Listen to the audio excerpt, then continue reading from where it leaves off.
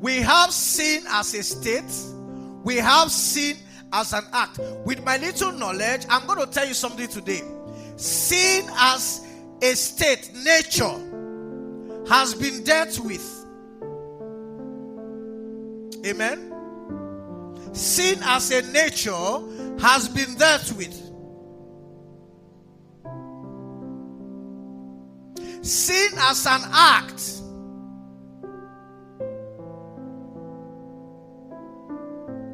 has consequences. And that one has nothing to do with God right now.